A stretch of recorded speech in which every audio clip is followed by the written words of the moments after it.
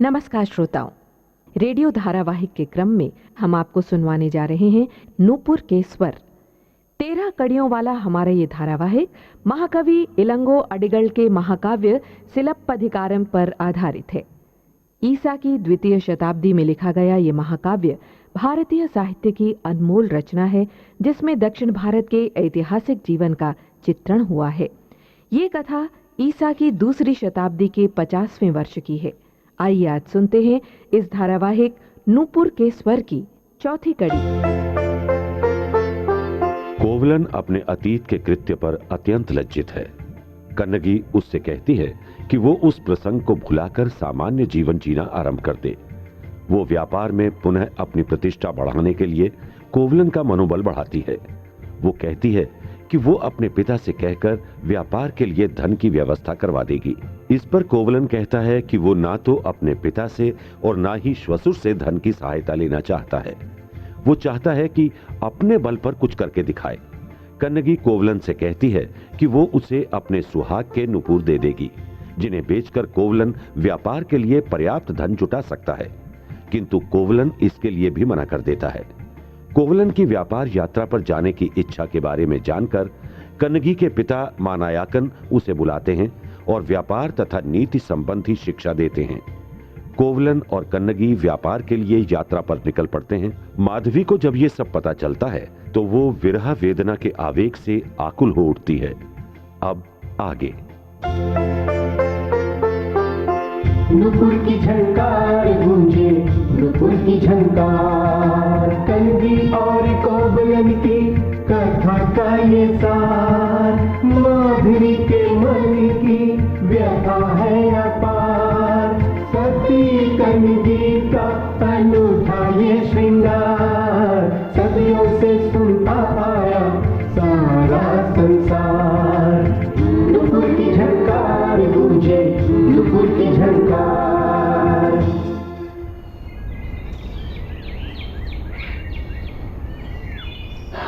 कन्नगी जी। प्रिय, घर से निकलकर इस इतनी लंबी यात्रा की थकान से देखो ना, तुम्हारा रूप मलिन पड़ता जा रहा है। मैं भी कितना अभागा हूं।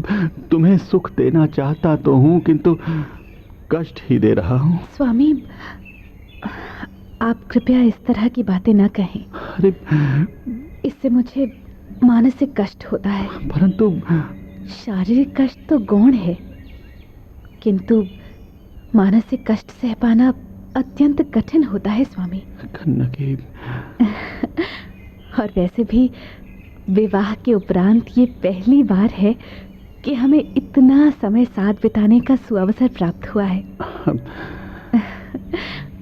स्वामी, इतनी निकटता अपने प्रिय से किसी भी कष्ट का अनुभव होने ही कहाँ देती है। धन्य हूँ मैं और धन्य है मेरा जीवन, जो मुझे तुम जैसी सर्वगुण संपन्न सुलक्षणा पत्नी प्राप्त हुई। स्वामी, किंतु हाय रे भाग्य, मेरी एक भूल ने सब कुछ तहस नहस कर दिया और हमें अपने घर, अपने परिवारजनों से दूर इस प्रकार आना पड़ा, जबकि मेरे पास तुम्हें सुख सुविधा देने हेतु पर्याप्त धन भी नहीं है। परिवारजनों से बिछड़ने और घर से दूर आने का दुख तो मेरे मन को भी कष्ट पहुंचा रहा है, किंतु हमें ईश्वर पर विश्वास रखना चाहिए स्वामी। हमारी दृष्टि वहां तक नहीं पहुंच सकती जहां तक ईश्वर की दृष्टि जाती है। उन्होंने अवश्य ही हमारे लिए कुछ बहुत अच्छा सोचा होगा, जिसे हम अभी नहीं देख पा रहे हैं। कन्नगी, तुम्हारी ये बातें मुझे कितनी शांति पहुंचा रही हैं और मेरे मन में कितने साहस का संचार कर रही हैं। कन्नगी, तुम वास्तव में गुणों की खान हो। प्रिय, मैं ही तुम्हें पहचान न सका और उसी का ये दंड मिला है मुझे। फिर वही निराशा भरी बातें।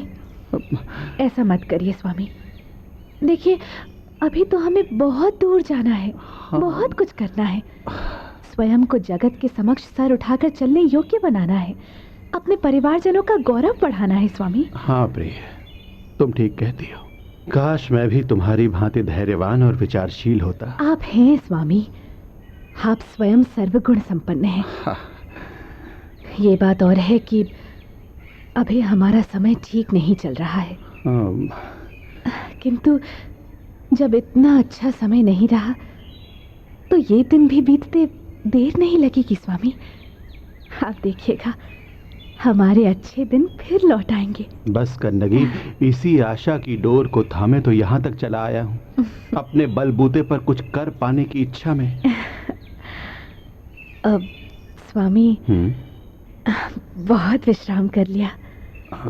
मैं तो कहती हूँ कि हमें यहाँ से आगे चल पड़ना चाहिए। हाँ प्रिय जी, किंतु हमें किसी से मार्ग पूछना होगा। कहीं भटक गए तो कष्ट में पड़ जाएंगे। जी। अरे ये सामने से कौन स्त्री चली आ रही है? स्वामी, ये स्त्री तो लगता है हमारी ओर ही आ रही है। हाँ। कोई संत महिला लगती हैं। प्रणाम माते। आयुष्मान भव। रति और कामदेव के समान सुशोभित तुम दोनों कौन हो और इस मलिन अवस्था में इस बाग में क्या कर रहे हो? माता, मैं पुहार नगर के व्यापारी माँ सातुवान का पुत्र कोवलन हूँ और ये मेरी पत्नी कन्नगी है। जी। मैं अपने बलबूते पर व्यापार जमाने के उद्देश्य से सपत्नीक यात्रा पर निकला हूँ। क्या मैं आपका परिचय जान सकता हूँ? हाँ हाँ अवश्य पुत्र। मैं ईश्वर के मार्ग पर चलने वाली एकाकी स्त्री हूँ। मेरा नाम कवुंती है। अब तुम ये बताओ कि तुम्हारा गंतव्य स्थान क्या है? कहाँ जाना चाहते हो तुम व्यापार करने के लिए? हे माता, हम दोनों मदुरै जाने के लिए घर से निकले हैं। जी। मैं वहीं रहकर जीविकोपार्जन कर अपना भाग्य आजमाना चाहता हूँ, किंतु मुझे मदुरै का मार्ग ज्ञात नहीं है। अब यहाँ तक तो हम पहुँच गए, अब यहाँ किसी ऐसे व्यक्ति की प्रतीक्षा में बैठे हैं जो मदुरै के लिए हमारा मार्गदर्शन कर सके। अरे अरे, ये तो अच्छा हो गया कि तुम दोनों मुझे मिल गए। मैं मदुरै का मार्ग जानती हूँ। हाँ, मैं तुम्हारे साथ चलकर तुम्हें मदुरै पहुँचा दूँगी। माता, हम आपका ये उपकार कभी नहीं भूलेंगे। इसमें उपकार कैसा पुत्री? ये तो ईश्वर का आदेश है जो मुझे पूरा करना है। अन्यथा इस प्रकार अचानक तुम लोग मुझे कैसे मिलते? कैसे मेरा चित्त तुम्हारी ओर इस प्रकार आकर्षित होता और मैं तुमसे वार्तालाप करने के लिए इस प्रकार रुकती? हम संत तो वैरागी होते हैं, किंतु जब तुम दोनों से मेरा स्नेह का नाता जुड़ा है तो इसके पीछे अवश्य ही भावी का कोई संकेत होगा। हाँ माता, आपको देखकर हमारे मन में भी अनायास ही श्रद्धा जागी। हाँ। और आपसे बात करने की इच्छा हो आई। अच्छा। अब लग रहा है कि हम अपने गंतव्य स्थान पर अवश्य ही निर्विघ्न पहुंच जाएंगे। अवश्य ऐसा ही होगा पुत्री। अब तुम लोग चिंता छोड़ दो और चलो मेरे साथ। जी। अब कहाँ जाना होगा माता? ये बाग कावेरी नदी के दक्षिणी तट पर स्थित है पुत्र। हम यहाँ से नाव में बैठकर उस पार जाएंगे और फिर पैदल यात्रा कर चोल राज्य की दूसरी राजधानी उरैयूर पहुँच जाएंगे। वहाँ रात्रि व्यतीत कर हम अगली सुबह मदुरै नगर के लिए निकल लेंगे। अब माता, क्या हम अभी चल सकते हैं? हाँ हाँ पुत्र, हमें अभी चल ही देना चाहिए, तभी हम समय रहते उरैयूर पहुंच सकेंगे। बहुत अच्छी बात है माता। अब कन्नगी, चलो हम चलते हैं। जी स्वामी, चलिए। चलो जी।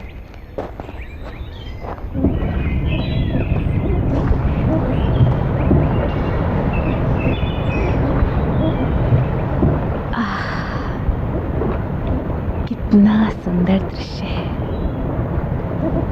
नदी की ये शांत जलराशि और इस पर मंद मंथर गति से किसी मान भरी हंसनी सी चली जाती है हमारी ये नाव।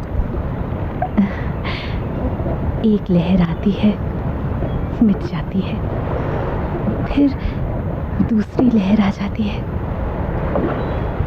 समय के पलों के समान ही मिटती बनती ये लहरें दिवस के बदलते पहरों के साथ साथ पल पल रंग बदलती ये अनंत जल राशि हमारे जीवन से कितना सामंजस्य रखती है। परिजनों से दूर, अभावों के बीच, भविष्य की असुरक्षा और अनिश्चितता से घिरी होने के बाद भी ये नौका यात्रा प्रिय के साथ के कारण कितनी अमूल लग रही है, कितनी सुखदायी। इच्छा होती है कि ये यात्रा कभी समाप्त ही ना हो और जीवन इन्हीं लहरों में डूबते उतराते समाप्त हो जाए। किंतु नदी के उस पार एक अज्ञात भविष्य हमारा आलिंगन करने की प्रतीक्षा में है जैसे। हे ईश्वर, तुम मेरे प्रिय की रक्षा करना और उनकी प्रत्येक मनोकामना पूरी करना। इस समय भी वो न जाने किस सोच में डूबे बैठे हैं, न जाने कौन सी चिंताएं उनके सुंदर चेहरे पर मलिनता बिखेर रही हैं। क्या करूं कि जिससे उनका दुख बांट सकूं, मैं उन्हें चिंता मुक्त कर सकूं। हे प्रभु, तुम ही रास्ता दिखाओ।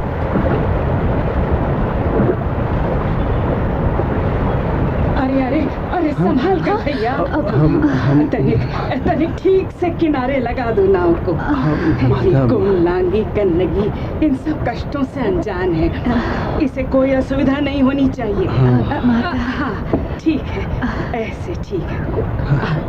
आओ पुत्री जी, आ जाओ जी, इधर से। हाँ ऐसे। लो मेरा हाथ पकड़ लो जी। बस लो भाई, पहुंच गए हम नदी के इस पार। जी माता। तुम दोनों चाहो तो थोड़ी देर विश्राम कर लो यहाँ, फिर हमें यहाँ से थोड़ी दूर स्थित उरेयूर नगर पहुँचना है। क्या कहती हो कन्नगी, थोड़ी देर विश्राम कर लिया जाए? नहीं स्वामी, ऐसी कोई थकान नहीं हो रही है। अच्छा, नौका यात्रा में पर्याप्त विश्राम हो गया था। अभी यहाँ रुके तो ऐसा ना हो कि उरेयूर नगर पहुँचने से पहले ही अंधेरा उतर आए।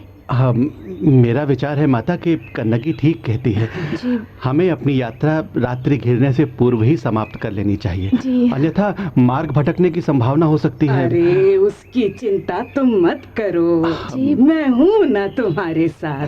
किंतु यदि तुम दोनों इस समय चल सकने की स्थिति में हो तो ये तो बहुत ही अच्छा है। उरेयूर पहुंचकर रात्रि विश्राम और भोजन आदि की व्यवस्था भी तो करनी होगी। जी। समय रहते पहुंचना ही अच्छा होगा।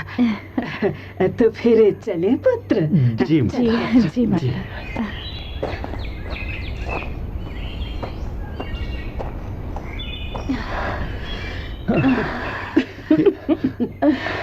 कन्नगी। जी माता। बहुत कष्ट हो रहा है न पुत्री? जी। तुम जैसी कोमलांगी स्त्री के इन धवल कोमल पैरों को देखकर ही मैं समझ सकती हूँ कि इस प्रकार की कष्टमय यात्रा का तुम्हें इससे पूर्व जीवन में कभी अनुभव नहीं हुआ होगा। समय की गति को कोई नहीं जान सकता पुत्री। मुझे तुम पर बहुत दया आ रही है बेटी। माता, आपके हृदय में माँ की ममता भरी है ना, इसीलिए आप ऐसी बातें कह रही हैं। किंतु विश्वास माने माता, अपने स्वामी का अनुगमन करना मेरे लिए बहुत बड़ा सौभाग्य है और मुझे इसमें तनिक भी कष्ट नहीं हो रहा है। और फिर माता, आप जैसी संत महिला का सत्संग हो तो अपने आप में बहुत बड़े सौभाग्य की बात है ये। इस प्रकार तो मैं सब तरह से सुख का ही अनुभव कर रही हूँ। तुम्हारी ये बातें सिद्ध कर रही हैं कि तुम एक संस्कारी, सुशील, सती नारी हो। माता, तुम्हें जन्म देकर तुम्हारी माता की कोख धन्य हो गई पुत्री। मेरे हृदय से तुम्हारे लिए आशीर्वाद निकल रहा है पुत्री कि तुम्हारा सतीत्व अमर रहेगा। माता, सुहागिन स्त्रियां तुम्हारा स्मरण कर अपने जीवन को तुम्हारे समान बनाने की कामना करेंगी। धन्यवाद माता, आपके इस आशीर्वाद से मैं तो कृतार्थ हो गई माता। मेरा जीवन धन्य हो गया। अरे अरे जी, वो कौन व्यक्ति है जो शीघ्रता से हमारी ओर चला रहा है?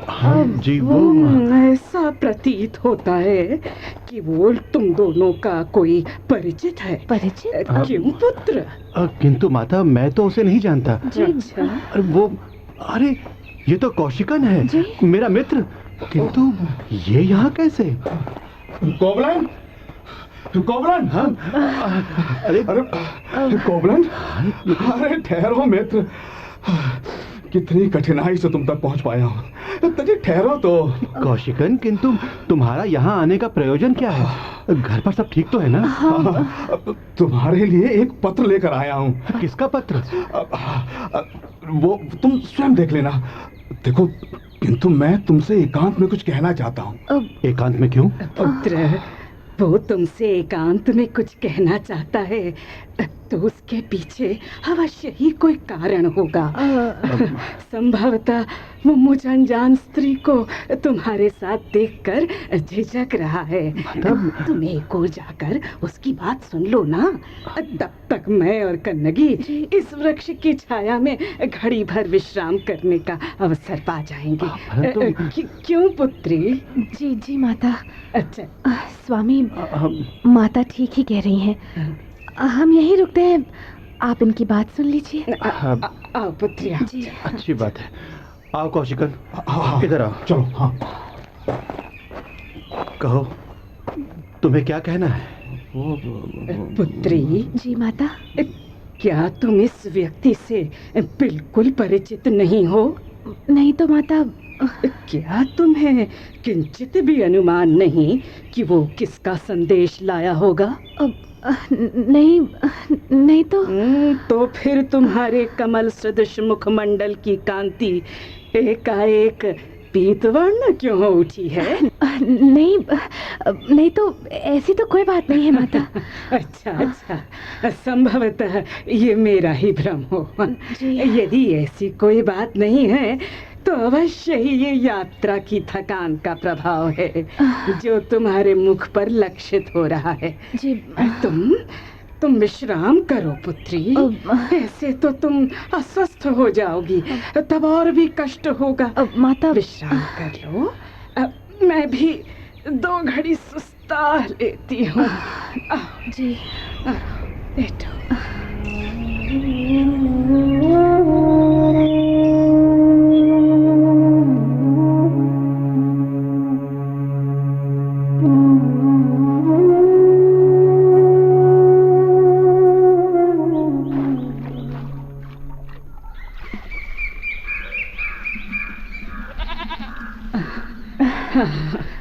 लो, मदुरै नगर की सीमा में आ पहुँचे हैं हम।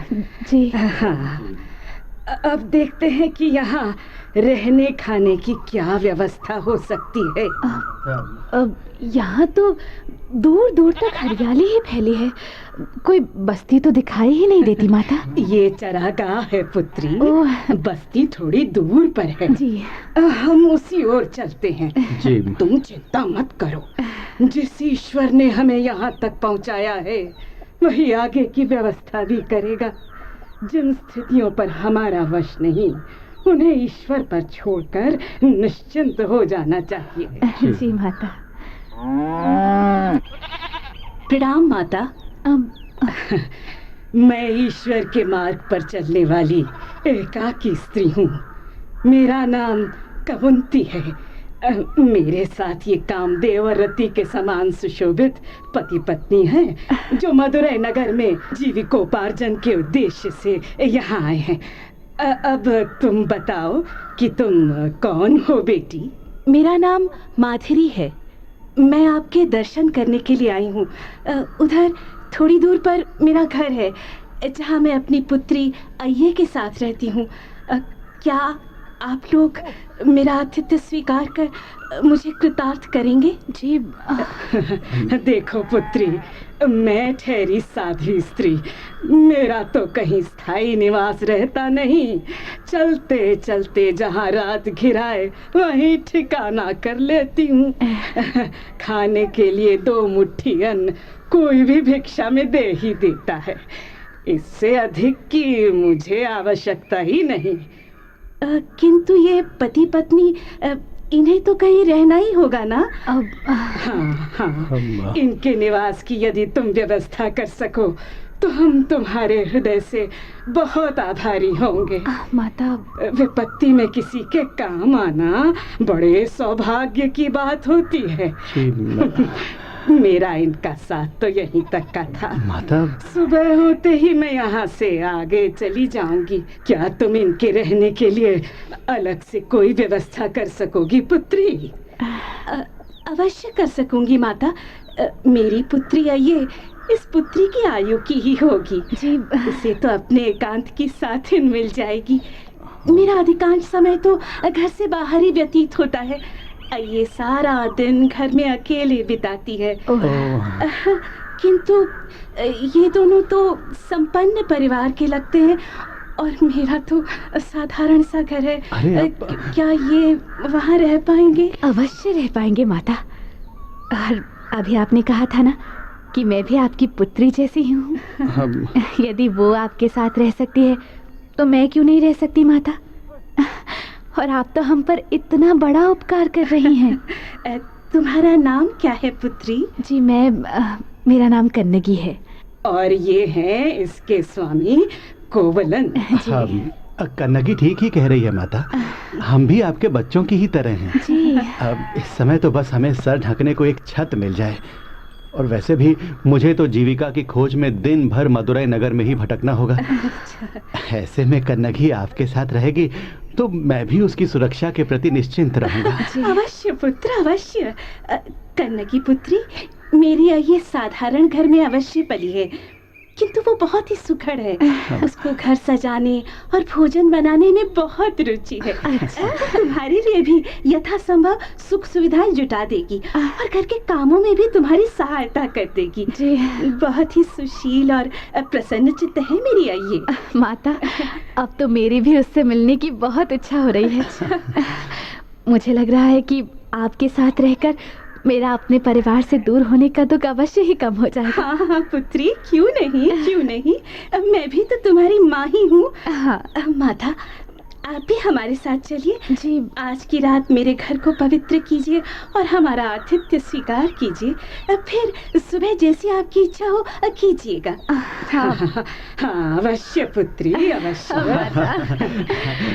आइए आइए, चले चलिए। हाँ चलो चलो पुत्री।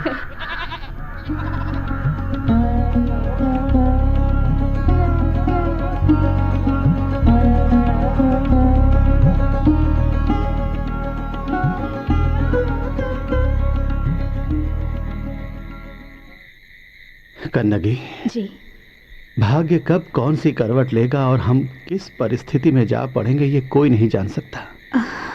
कभी सोचा भी था कि हमें किसी ऐसे स्थान पर रहना होगा। स्वामी, आप फिर निराशा के समुद्र में डूबने उतरने लगे।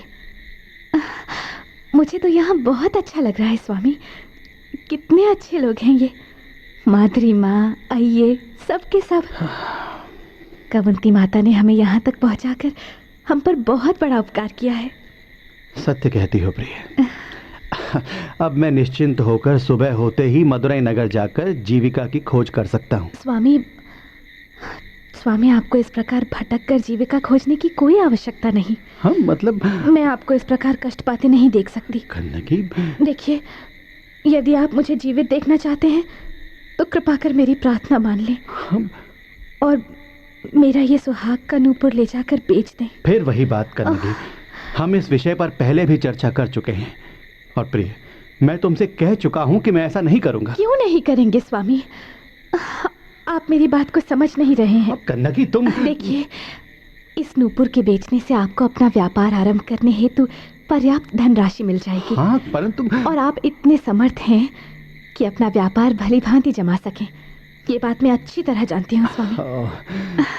और एक बार ऐसा हो गया तो आप मेरा ये नूपुर फिर से गढ़वा दीजिएगा ना। ओहो, तुम क्यों हठ करती हो कन्नगी? हठ तो आप कर रहे हैं स्वामी, और वो भी अकारण।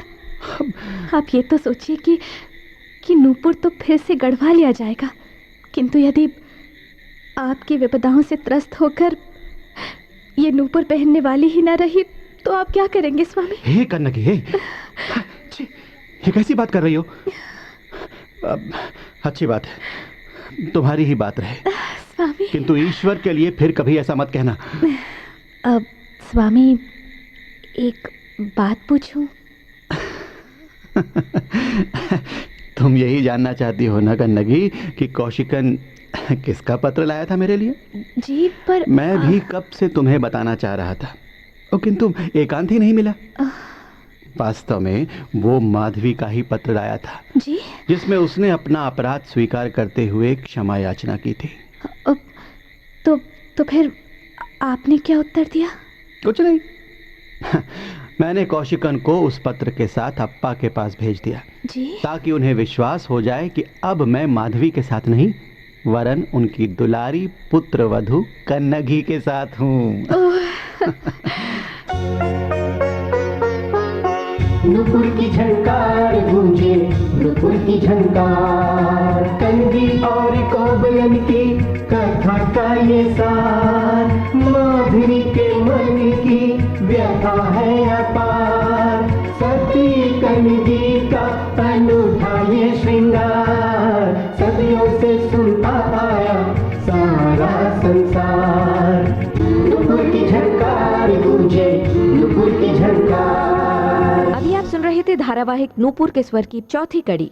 ये धारावाहिक महाकवि इलंगो अडिगल के महाकाव्य सिलप्पधिकारम पर आधारित था। नाट्य रूपांतरकार थे डॉक्टर वे नल्लतंबी, आलेख ब्रजलता, निर्देशक कमल दत्त, प्रस्तुतकर्ता AR कृष्णमूर्ति। इस धारावाहिक का अगला भाग कल इसी समय प्रसारित किया जाएगा।